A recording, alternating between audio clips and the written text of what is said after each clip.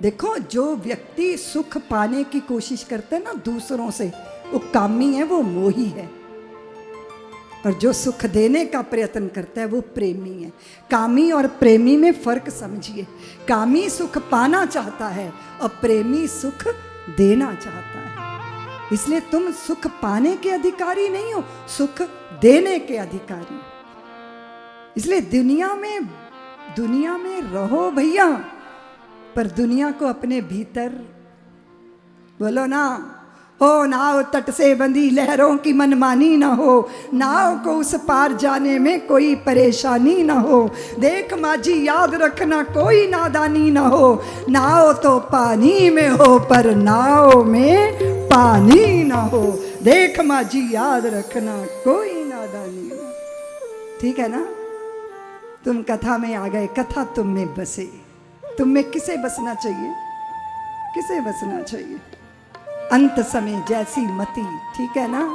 ते ही कारण हिम गिरी ग्रह जाई, जनमी पार्वती तनु पाई।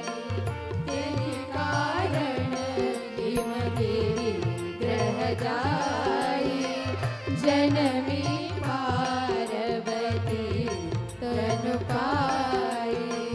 जब ते उमा शैल ग्रह जाई, सकल सिद्धि संपत्ति तहाँ छाई। जब ते उमा शैल ग्रह जाई, सकल सिद्धि संपत्ति तह छाई। आप देखिएगा, आपके घर में जब पुत्रियों का जन्म होता है ना, तो लक्ष्मी आती है, श्री आती है, ऐश्वर्य आता है।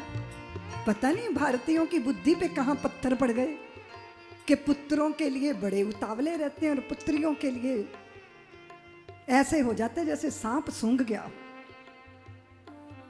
क्या हुआ है? सबसे पहले पूछते हैं क्या हुआ है। अरे भैया, जो भी हुआ होगा तुम्हारा ही अंश है ना? वो पूछना क्या चाहिए कि बच्चा और उसकी माता स्वस्थ है ना, प्रसन्न है ना, क्या हुआ? और जब भी पता चलता है कि पुत्री हुई है तो ऐसा मुंह बना लेते हैं जैसे 1 लीटर मिट्टी का तेल पी लिया हो। और इन स्त्रियों, ये माताओं को ही लगता है ये मुंह बना बना के बोलती हैं। पता नहीं क्यों बोलती हैं। अरे वो 7 समुंदर पार रहकर भी तुम्हारे प्रति शुभ कामनाओं से भरी रहती हैं। और पते क्या है? उन्हीं की किस्मत का खाते हो, पुत्रियों की किस्मत का खाते हो। समझ आया?